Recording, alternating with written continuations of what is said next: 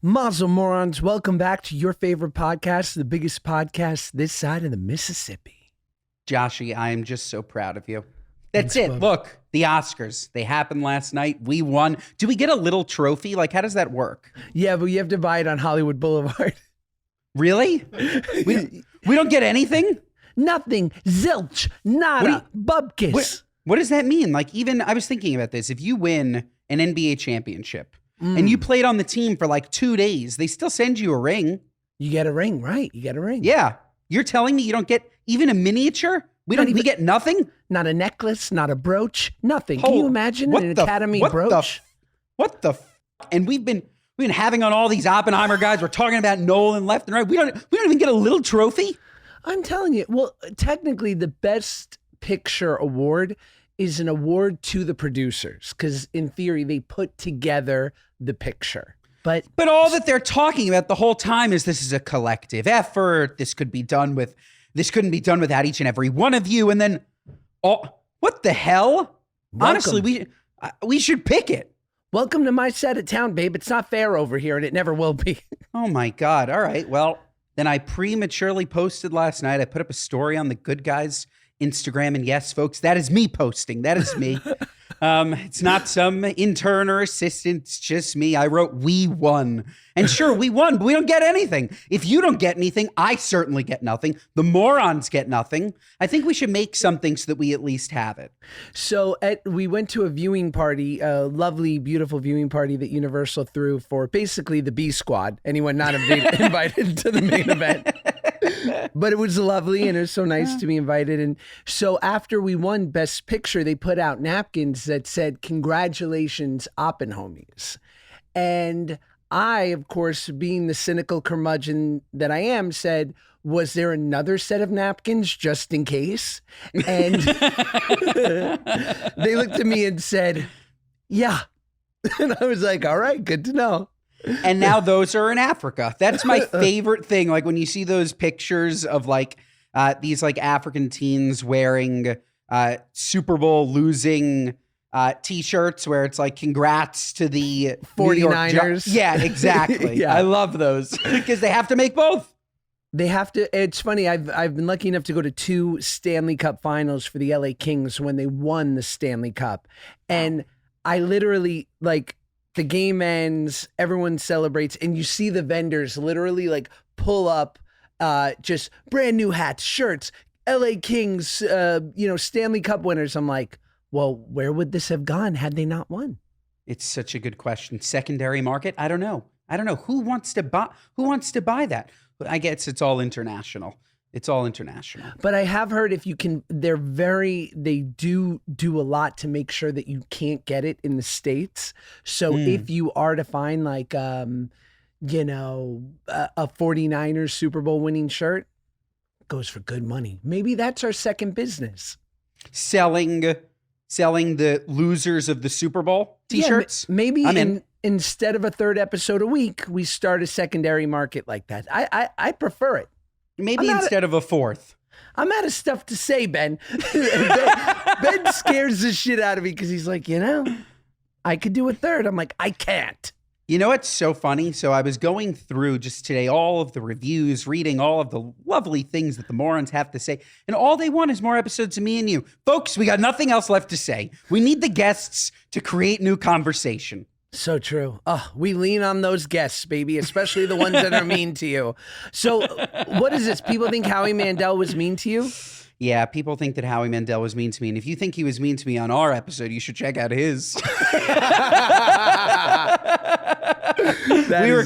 We recorded 2 episodes, one on our podcast, one on his podcast. And the one on his podcast, honestly, I should have worn a brown paper bag over my face. Stop it. You were outstanding. And I was cackling. I remember, didn't I write you? I was listening to that episode because I was pretty sure that I didn't come off well. And then I was cackling at some of your commentary. No, they were both great episodes. I thought the Howie episode was absolutely fantastic. And look, I do appreciate it that the morons are protective. They want to make sure that we are positioned in the best light possible. It is what it is, and that's all that you can want from listeners of your podcast. So thank you very much. That said, when we can get a guest like a Howie Mandel sharing the Good Guys podcast is great for the Good Guys podcast. So even if he smears me a little or says something that maybe you don't love, it's all for the good of the pod. It's all for the good of the pod. We're trying to grow this thing, babe. What's good for the pod is good for the gander. I don't know what that means, but it's good for you idiots. It's good for you idiots. Back to the Oscars. The Oscars, did you watch it? You didn't, right? So the party that Universal threw was a viewing party, and then it turned into an after party. So that starts at around 4:00 in LA. And I said to my wife, there's no way we're getting there at 4 because I know how these things go. So we got there around 6:00 for all like when it was really getting exciting and really like people are, this is happening. Beautiful Jack Victor suit, velvet coat, just saying. I realized velvet only works in super formal wear and or loungewear. I'm talking a velour tracksuit, which is the only thing I'm going to wear after I'm 55. Wait, so you did end up getting a new suit? Yes, because it was gifted. Thank you, Jack Victor. All right, good. No, but we'll take it. Excellent. Jack Victor suit, Bruno Magli shoes, old school. Thank God. Wow. Come on, made in Very Italy. good. Italy, heard of it? Very good. Very good. And so who was at this after party?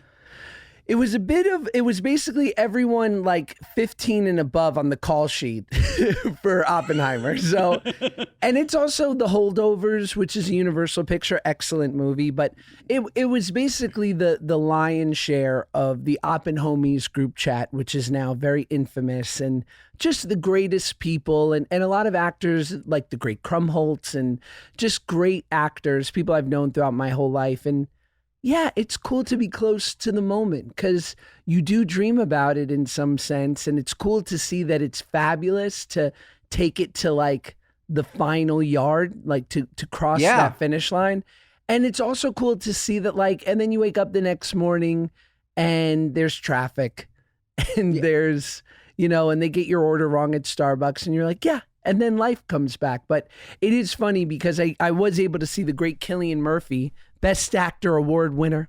And I had, 20 seconds with him and I introduced him to my beautiful wife, Paige. And I looked at him and I said, Cillian, is it like you always imagined? Is it like how you dreamed of? And he said, no, I never dreamed of it. No, Josh, I don't give a rat's ass about this award.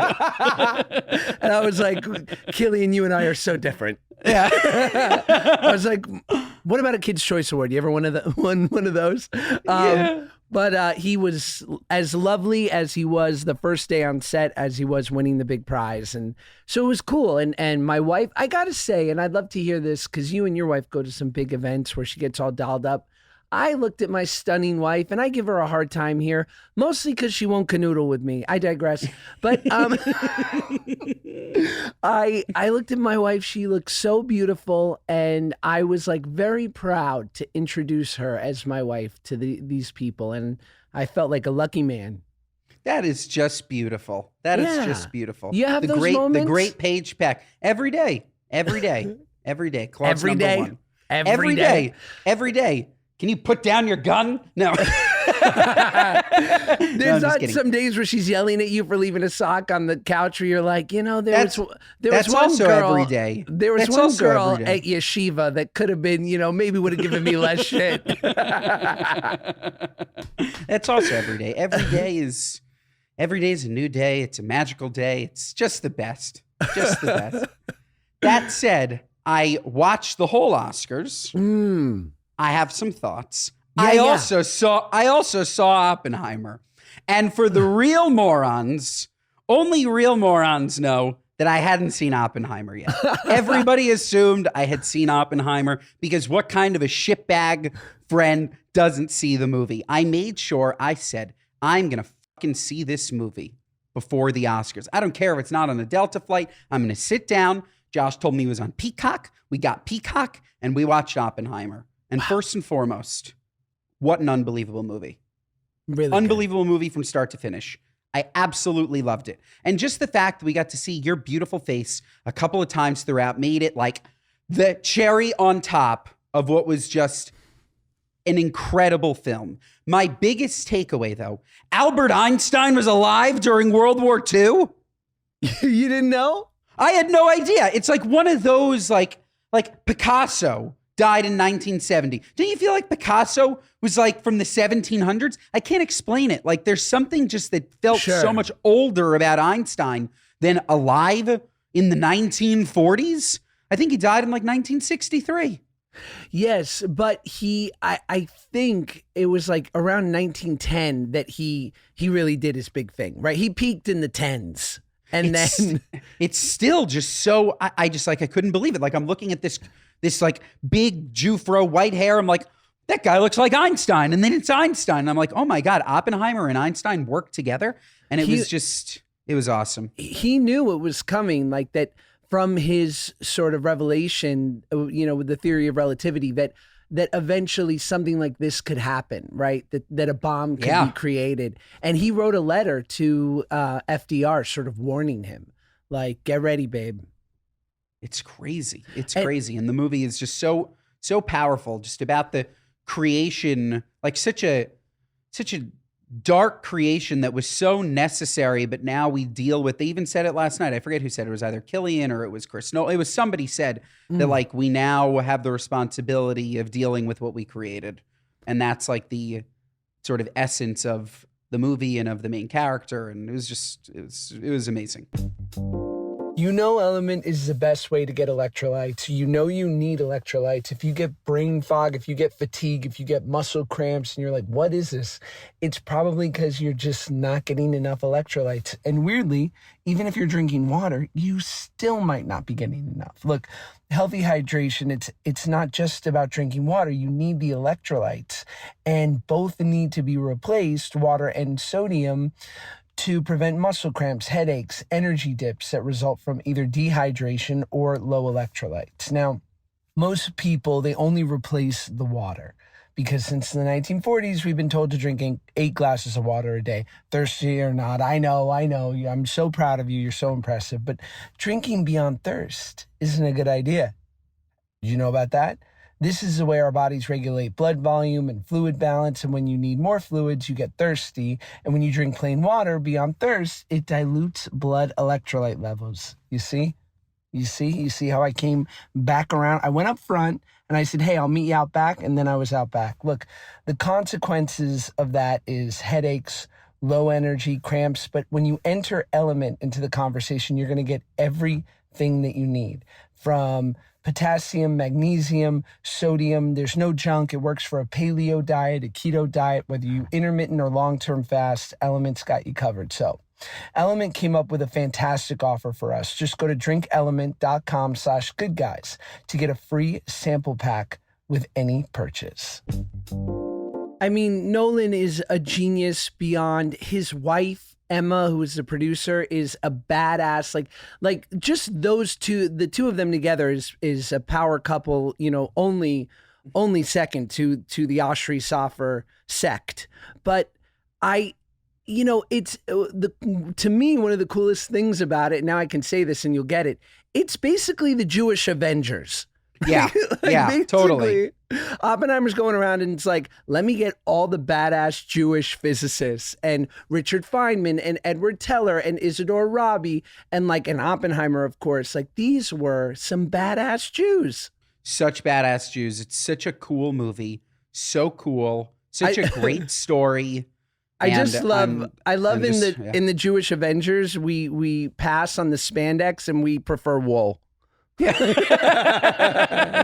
It's a little more flattering. Yes, I'm gonna schwitz, but it's worth it. I tell you this story?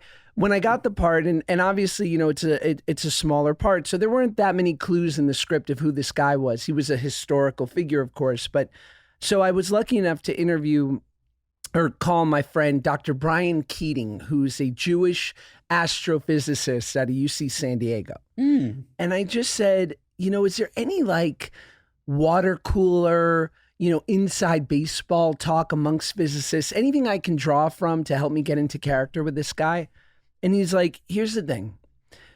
Physicists are obsessed with the laws of the universe because physics is the laws of the universe.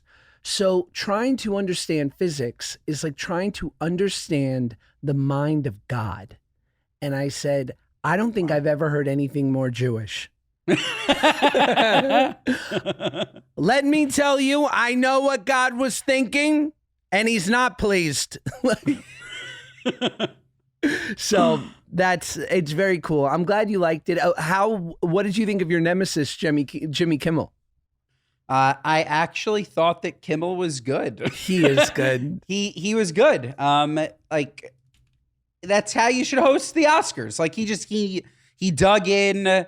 He made people feel uncomfortable, but then he made them feel great. He told very strong jokes. He actually, did you see the joke, the Killian joke? I wrote it down. He made a great Killian joke. Oh yeah? He said that he's Killian Murphy when he's in a drama. And then when he's in a comedy, they call him Silly Ann Murphy, which I thought was hilarious. You got to watch the clip. I probably butchered it, but I thought that he was shockingly great. Honestly, I have a full list of people that I'm not apologizing to, but for one night, I thought they were really good when normally I don't think that they're really good. Jimmy Kimmel, really good. Really good. Jake Gyllenhaal. No, not Jake. Not Jake. Is that his name? I don't know. I don't know who you mean. Barbie. Oh, no, Ryan Gosling? Oh no, Ryan Gosling. Antonio Banderas. Jake Barbie was awesome. Jake Barbie. Oh my God. Ryan Gosling as Ken. Marshall, good. Marshall, would you have a fling with Ryan Gosling? Yeah. Yeah.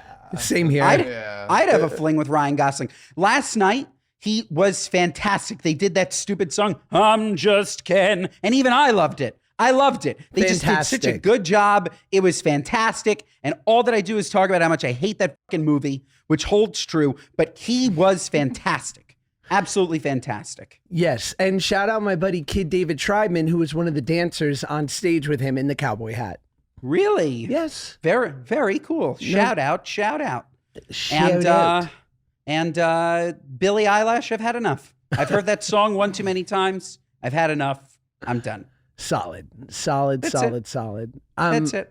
it. That's my Oscars recap. Oh, Marshall, you could go as Phineas for Halloween this year. 100%. If you go as Billy, would you? I could go as Billy. Okay, solid. I'm in. Ben could go as Mrs. Eilish or Mr. Eilish. You could be the parent. Yeah, that works. That works. I'll go as both parents. Split me down the middle. Now, obviously, we're not political on the podcast, but we are funny. And so I think it's worth us, talking about something that I thought was really taking advantage of a great opportunity. So I appreciated the execution. But in the New York Post, they wrote, Jimmy Kimmel told not to read Donald Trump's tweet at Oscars 2024. Yes, I am. Someone in charge told him not to read aloud Donald Trump's social post on Truth Social about the 96th Academy Awards. They said, you've got a little bit of time. And he said, I'm reading the Trump tweet. And they're like, no, don't read that. He told Kelly Ripa and Mark Consuelos. I was like, yes, I am. So, I mean, if you didn't see it, basically throughout the show, former president, God bless, wrote this thing that was pretty disparaging of Jimmy Kimmel and the whole award show. And in real time, Kimmel got up, read the tweet that he wrote, and then had a really funny button joke on the end. So regardless of where you are politically, I think I appreciated the fact that like in real time, he was able to take advantage of someone kind of talking shit to him and deflect it. And told a great joke. Like I also thought it was great. I was actually shocked. Like as he was reading, I'm like, Trump really wrote that now, and Kimmel just pulled it now. Like it's just so interesting. Like if I was hosting the Oscars, if you were hosting the Oscars, you're on your phone, like you're looking like at what people are saying about you online live while you're doing the Oscars. I can't even imagine how much that would stress me out, and like it honestly just showed me that Kimmel might be a little bit better than I give him credit for. Oh, 100%. You're constantly checking in to see what people are thinking of you. And You are. because then you can adjust in real time, or like I do this, which is wrong, but the few events I go to when I'm on a red carpet, within an hour, usually the photos get uploaded to Getty Images and I'm checking. So I'll literally be at the party, and then if suddenly you're like, wow, Josh is a bit of a pep in his step, it means I like the photos. And then if you're like, wow, Josh is in the corner throwing his head into the cement sidewalk, I didn't like the photos. What can you do? What can you do? So and then we'll move on from the Oscars, but like, does Max understand that his dad won an Oscar or no? No. What He doesn't. I said. What did your mom say? Did your mom call you last night? Yeah. I'll read you her text messages because they were coming in full and hard body karate. Read me her text messages, and then I want to know the coolest person that you got a text from besides me. Okay, my mom wrote, "So happy for all of you, babe. Ben Kingsley, Nolan is a beauty, 3 hearts." And I said, because I've worked with Ben Kingsley before, and I wrote, "Yes, it's great." And she writes, "You going to some parties? Best line of the night to Trump. Love seeing Sissy Spacek. Love the line, I want to thank my awful childhood." I think that's Robert Downey Jr. So good. Downey was amazing. And then she writes, "Where are you?" and I said, "I'm at a party. I'll call you tomorrow." And then we debriefed this morning. Does she write exclusively in caps lock? Yes, She does. That's how I hear it. Yeah. What's your texting relationship like with your mom? Oh, so many emojis. My mom is like emoji land. Like, she'll write out the entire fleet of emojis. Like, "I love you. Have a great day. Mushroom, heart, heart, heart, exclamation point, heart, mushroom. Mushroom? Lightning bolt. Just anything. I think she just like blindly just like hits the emojis. Big emojier. And my dad is more difficult to read. He also creates his own language. Great. So like my dad just writes TYB, which is thank you, baby. He just like writes, he creates his own acronyms that nobody else uses. And in the beginning, you're like, what does this mean? He also loves to voice to text, and so nothing comes out good. SMHB. What's that, Bruce? So much heartburn.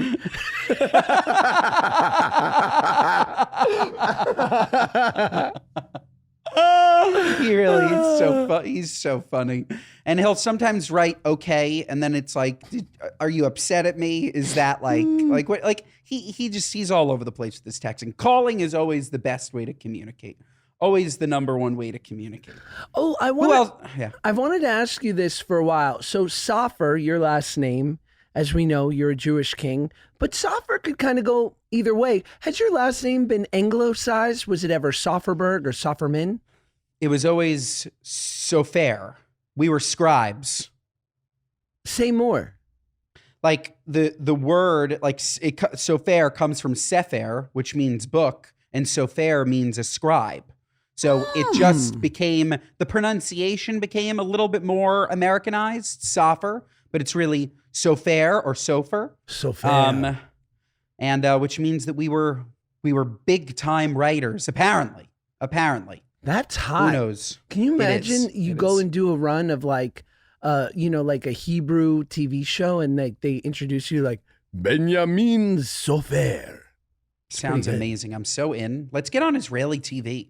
My last name famously has been anglicized because when my mom found out that she was having a baby in 1986, my uncle, God bless him, said, "Well, I'm so happy for you, but if you are having a boy, you cannot allow him to go through life with the last name Peckerman."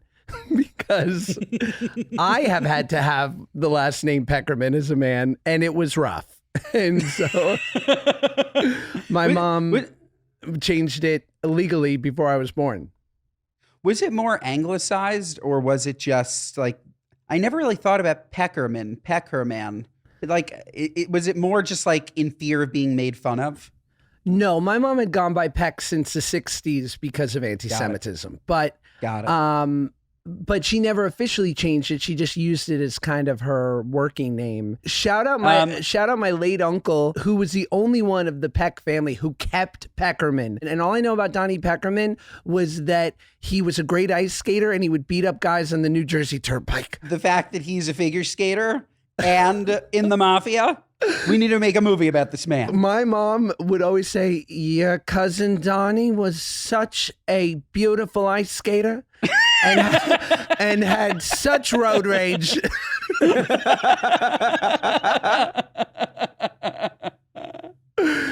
So good. That's good. Who else texted you last night? Anybody? Did anyone else? Let me see. Anybody cool? No one. We're getting nothing.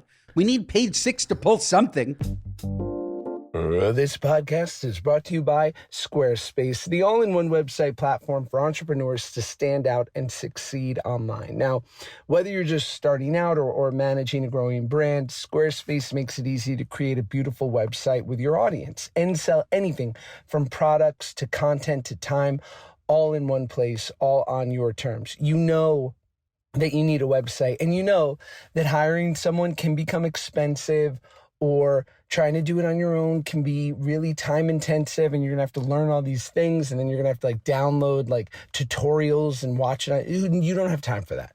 That's where Squarespace comes in. They make it easy because it has a fluid engine, right? So it's got next generation website design system that's going to make it easy peasy to create. Now, whether you're doing custom merch, it's set up for that. You can design your own products and production inventory. It's all, shipping, it's all handled for you. So you'll save time and money. Or maybe you want to have an online store. Maybe you have a cutie baking business, or you make little knitted caps for infants.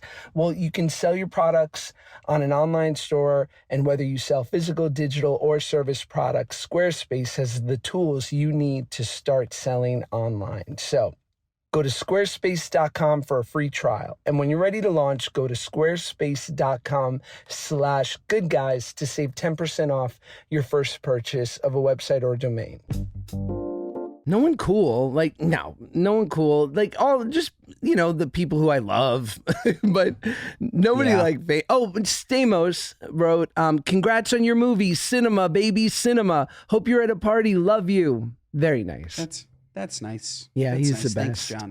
Thanks, John. Shout out, John. I hope he doesn't mind I shared our text. Yeah, well, it put him in a good light, so I would assume that he'd be happy. But am I also a wild-ass boy that I allowed my wife to shave my head in our living room on the day before one of the biggest events of my life? I'm like, just do it, Paige. Yes. Oh, this was pre-Oscars. Yeah, she did it at 3:00 Saturday afternoon because my son, who has a buzz cut, said, I want you to look like me, Dad. You do look like Max. Thank you. You also look great, but it's definitely wild. It's a lot, not the buzz cut. The buzz cut's great. The decision to let your wife cut your hair before the biggest moment in your acting career, one would say, is definitely wild. It's called self-sabotage. We'll take a free suit from Jack Victor and an at-home haircut. Is that good or what? That's what we got to do, baby. Depression mentality. You didn't need to anglicize anything. Your Jewish roots, your Peckerman is with you. That's why in your heart. That's why I married an Irish gal, because they're used to a famine.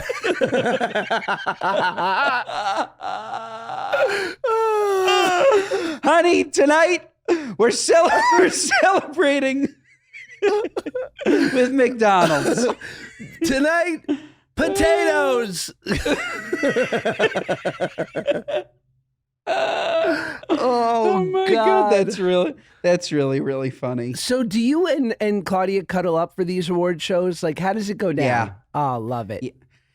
Yeah, we do. Actually, last night we watched so we have Romeo now. So we have to. How's that? He's a puppy. It's great. It's hard. Puppies are definitely hard. You forget you have to really watch them. Otherwise, they're going to pee and shit on everything. So you have an hour of playing with them, but in a very confined environment, then some time to themselves in the crate. But we Watched in the living room. We don't have a TV yet in our living room. So I moved the TV from our second bedroom into our living room. We watched in the living room. Then Claudia decided that she no longer wanted to watch in the living room. So I moved the TV back from the living room into our second bedroom, and we finished off in our bedroom and watched the rest of the Oscars in bed. But all of that detail was incredibly unnecessary because we always watch the Oscars together. We always watch all the award shows together. We sit next to each other, just either critiquing or laughing but yes, it's an event and we watch all of those award shows together. Not that you don't have to be up on everything, but she surely does, just because 5 days a week and like she has to know. Like, is that a priority? Like for her, what kind of viewing does she prioritize? She has to watch everything. Absolutely everything. Wow, I bet. Every TV show, every award show, just to know about it. Whether or not she's going to talk about it, she's probably the most learned person I know in all of pop culture. There's nothing that she doesn't know about or hasn't heard about because, toast 5 days a week. What are we giving them an ad? I know. What are we, a toast shell? Yes, we are. God bless the toast. But yeah, we sat, we watched. It was great. Most of it was great. We don't need to talk about that thing. Most of it was great. Perfect. By the way, do you look at John Cena's body? John Cena, who was naked. My God, I forgot about Cena. First of all, what a hunk. How do you have those? Or you're talking about just like the indentation from the pubis They're down. called dick lines. Unbelievable. It was crazy. That's cool. And like, but like, why did he do that? Is that attractive, Marshall? Or it's a type? I'm looking at a photo again. This is a type. Yeah. Being extremely muscular isn't attractive to everyone. I would agree that it's a type. Don't like it. But he looks great, of course. Yeah. He looks strong. He looks like a wrestler. I just don't understand why he did it. Like, I remembered looking at this and thinking to myself, yeah, this is funny, but you're John Cena. Like, do you need this kind of gag laugh? I thought it was pretty good. I mean, just like the irony that it was the costume award, and then he has a movie coming out. So he does? Yeah, for Amazon. Got it. Yeah. Well, I love John Cena, and I thought that was incredibly funny. I was just thinking to myself, like, I don't know, his wife, like, are they thrilled with this? His family? I don't know. Maybe they're used to his shtick by now. I think I remember when I did on James Corden, we did the Jewish boy band for Hanukkah, Boys to Menorah, right? Yes. And it was me and Zach Braff and Chris Mintz-Plasse and, oh my God, I feel terrible. I'm blanking on his name. I'm an idiot. But the incredible singer-songwriter, you know who he is. No clue. He's handsome as hell. He's gorgeous. I'm like literally having not John Mayer. I'm having a brain fart. Charlie Jake Gyllenhaal. Jake Gyllenhaal. It was Ryan Barbie. Got it. Jake Barbie. Good. Charlie Puth. And you know, I remember they said to me, "Oh, because sometimes you know people can think I'm slightly fit under my clothes," and then I'm like, you don't want to see what's under here. And they were like, hey, you know, there is that thing with boy bands where sometimes a guy will like have the jacket with no shirt on or something and like be showing his abs. Like, would you be comfortable doing that? And I was like, no, absolutely not. And they were like, okay, gotcha. But I didn't know Charlie Puth was Jewish. Mm-hmm. I think he's a halfer. Got it. Anglicized as well or no? Probably. Puthstein? Who knows? Who knew John? I didn't actually know John Mayer was Jewish. He is? His father? Mayer. Wow. Meyer. Thank God. Thank God. No wonder it's your wife's hall pass. Thank God. Yeah. No wonder. Do you know who Sean Avery is? The ex New York Ranger? Exactly. Yeah. So Sean Avery has become a buddy of mine because he was great. He's now an actor and he was in Oppenheimer. He's been in 2 Nolan movies. Wow. really talented guy, real guy, and we broed down on set, and we've since become friendly. And we had a really funny moment Saturday night. He was certainly chippy when he was in the NHL. He was a guy who certainly didn't shirk away from a fight, and I would say that's made its way out of hockey as well. He's not afraid to throw down. He does jujitsu, and he's a solid dude. Anyway, we went to a party, and he parked kind of in this neighborhood in Westwood. And so we just kind of took one car into the party because there was a valet thing. So I'm driving him back to his car, and we see these like 7 or 8 like 17-year-old kids, and they just look like they're up to no good. No good. You know what I'm saying? It's after 9. They're in the parking lot of a KFC. I mean, what do you expect? Not kosher. So I said, boys, it's Shabbos. You should be doing Haftalah. What are we doing here? And they're carrying this gigantic pallet, like a wooden pallet. And we're like, what's going on here? We don't say anything, but I park. And Sean's getting out of my car, and the boys kind of scream, like talk shit to us, like something about my Tesla. I don't know. They might be really into burning fossil fuel. And I see Sean snap his head to them, and I'm like, here we fucking go. I'm like, I'm going to be on TMZ that I got in a fight with a bunch of high schoolers. And Sean said it, and it was so perfect because coming from us, it wouldn't have sounded cool, but from him, it did. He goes, hey, listen, you hoodlums. He goes, unless one of you wrestles, you're going to get your head bashed in. So keep walking. And I was like, that was incredible. Oh my God. What would I have done in that situation? Hey, Mom. Fake phone call instantly. Fake phone call. I am out. Wow. I've always been so jealous of those that can really take on that confrontation. I'm running straight for the hills. I see a couple of mischievous kids after dark outside of KFC. I am running. There are certain fast food chains where you feel like there's more likely some illegal activity, and a KFC is one of them. It's just fast food chains in general. Fast food at night outside, I'm out. That's true.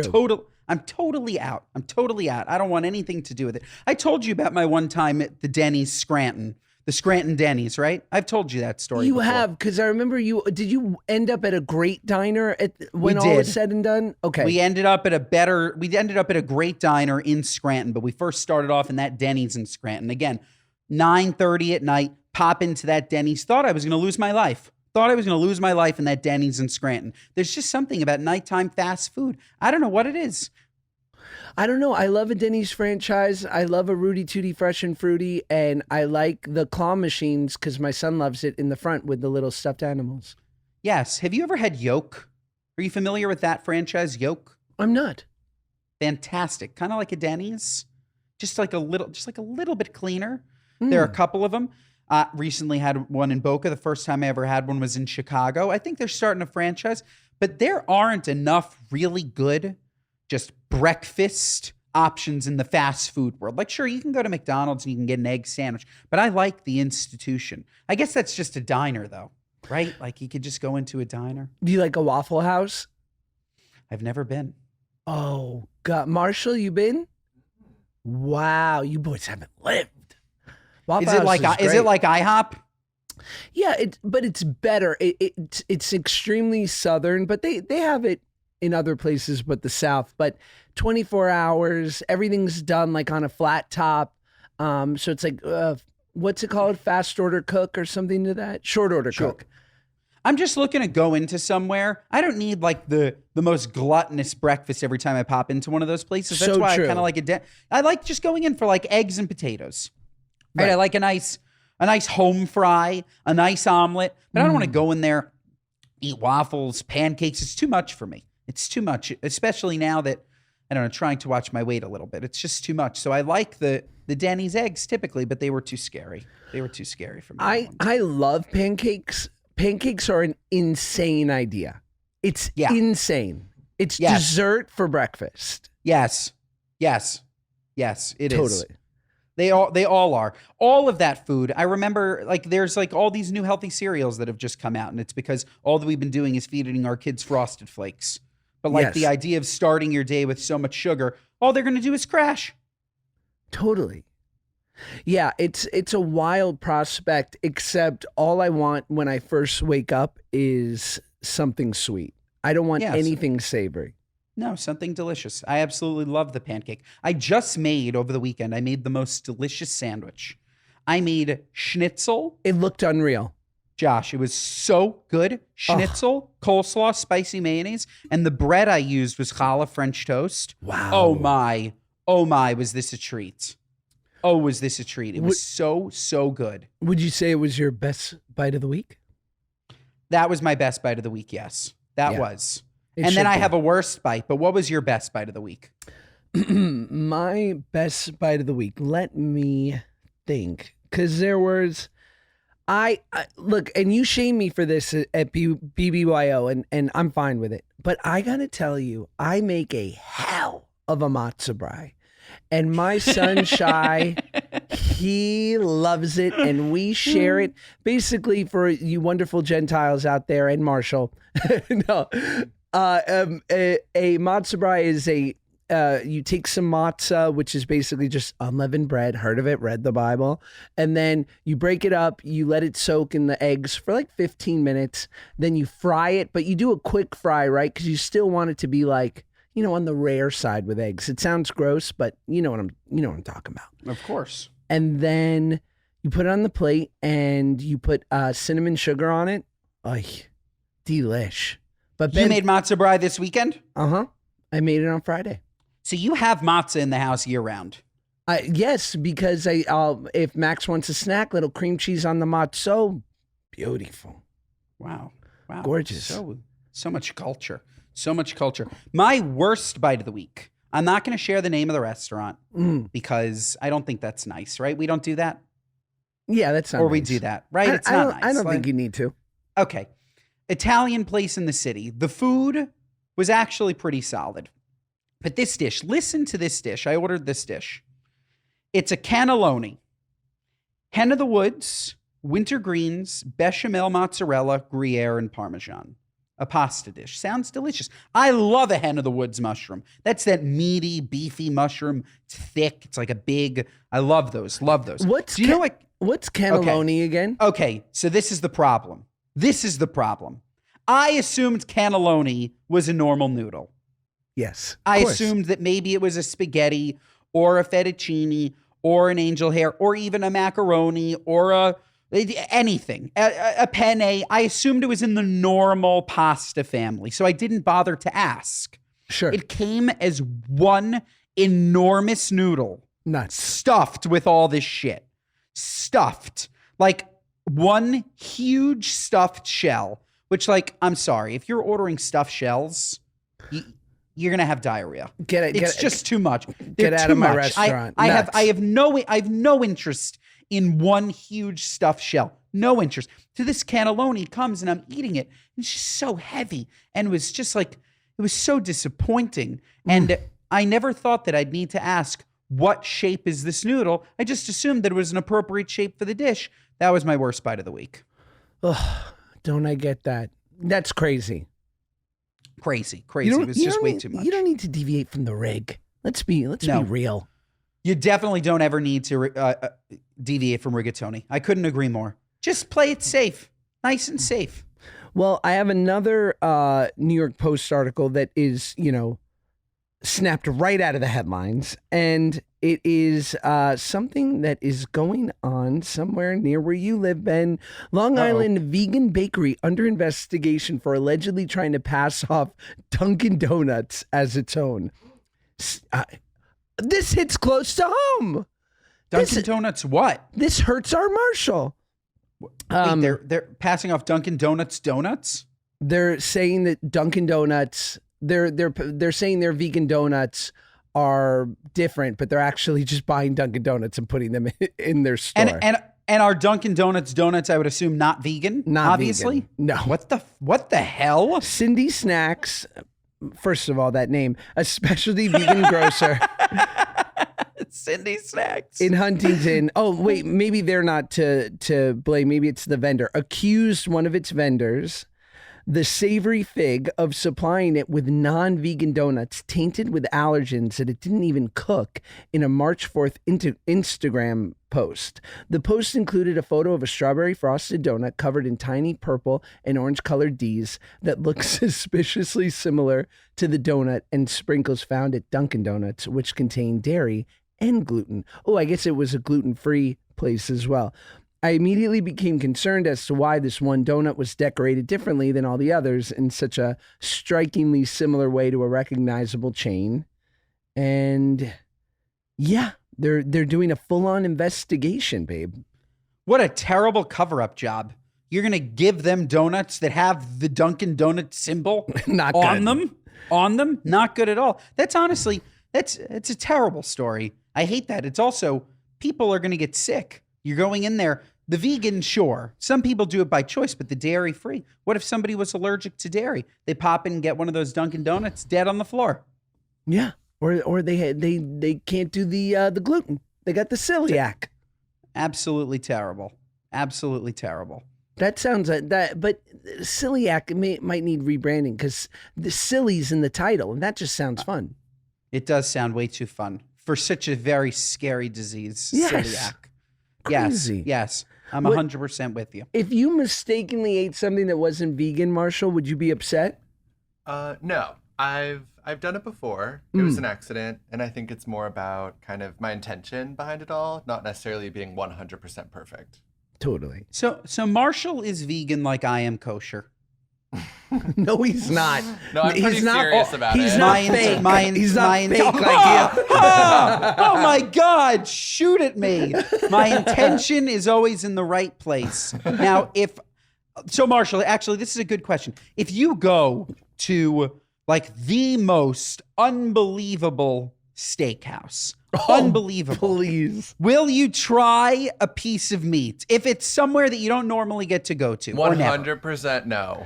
You're like my Jewish mother when she offers my wife, who's been vegan for a decade, she goes, "Would you like a little shrimp?" and she goes, "Barb, I'm vegan. She goes, "So shrimp?" I go, "Mom." She goes, "What, you telling me shrimp's not vegan?" No. All right, so maybe me and Marshall are a little bit different. If I'm met with just a gorgeous hunk of beef, I got to try it once. And then if it's really good, I'll try it again. Well, Marshall, it sounds like you're like my wife. Like if my wife really had these great fries the other day and she's like, "Oh, these are so good." And then she found out that they're fried in duck fat. And she was like, So here's the question. This is important. Did Paige have an inkling that they could have been fried in duck fat before she ate them? So she said, no, like, she knows that McDonald's fries are fried in beef tallow. So she just won't go. But she didn't know. And certainly, veganism has come far enough that they can make a great fry, right? Potatoes are inherently vegan friendly. But now she knows. And it's not like she goes, "Meh." She goes, "All right, so I won't have them anymore." Is that same for you, Marsh? Yeah, I'd probably ask the oil, like the chef, what oil they cook it in. Wow. But, yeah, I go kind of far. Wow. That's annoying, though. This isn't fun. Yes, definitely annoying, especially for the people you're out with. Yeah. Did you ever go to Crossroads, Marshall, where we got you the gift card? Yeah, it's incredible. Incredible. I'm so glad. Yeah, thank you again. He deserves it. Yes, you do, Marshall. And aren't we the best, Ben? No, I'm kidding. Just a quick pat on the back. Should we do our What Are You Nuts? I'm down. Yeah. Go for it, babe. Okay. What to choose from? I have to. Okay. You're out at a restaurant. This happened to me recently. We're all sitting at a table having a nice time. Order drinks, order food. Somebody says you want to try a little of this drink. Like you want to try this drink. The assumption is that they're giving you something that they liked, right? Like, "Hey, you want to try this?" Right? Sure. Because they'd want you to experience how much they enjoyed their drink. Kid goes to me, "You want to try this?" I said, "Sure." Tried it. He's like, "Disgusting," right? I'm like, What do you mean disgusting, right? He's like, yeah, it's terrible. Like, what do you think I should do? Should I return it? Why are you telling me to try something? People love doing that. Oh, try this. It's terrible. He didn't even tell me that it was terrible. But in general, the whole phenomena behind, I didn't like this, so you should try it and you should experience how much you too don't like it. What are you, nuts? Keep your bad drink to yourself. If you don't like your drink, return it to the waiter. Return it to the waiter. If you want to make a stink, you make a stink. Don't make me drink the bad drink. So Nuts. true. Nuts. Nuts. Nuts. Well, we started with anglicizing names. We might as well end it. I got to tell you, I recently found out that Steven Seagal, shout out, the great, he's got many things that are what are you nuts, but I think first and foremost, the biggest what are you nuts is that his name is Steven Seagal and he's a Jew from Michigan, okay? You're lying. We're calling him Steven Seagal. It's Steven Seagal. Okay. I just saw a video of him from the 80s and they're like, Steven Seagal, who owns an Aikido school. Ah! It's like, what have we been doing? What are you, nuts? It's not Seagal, it's Seagal. That is probably the greatest. Oh my God, that is unbelievable. I had no idea. And so simple. It was right there in front of us the whole time. Yeah, it's like Safair and so far. Oh my God, Seagal and Seagal. What a sneaky. Very, very sneaky. Take us home, Ben. Folks, what an episode. If you didn't like it, what are you nuts? Rate us 5 stars, Apple, Spotify. Watch us on Josh's YouTube. Share our clips. Send it to a friend. The ratings go a long way towards getting this show to be the biggest podcast the world has ever seen. We're now an Oscar-winning show. What more could you want? What more could you want? We're so happy doing this podcast every week, Mondays and Thursdays, remember, twice a week. And folks, we'll see you next time.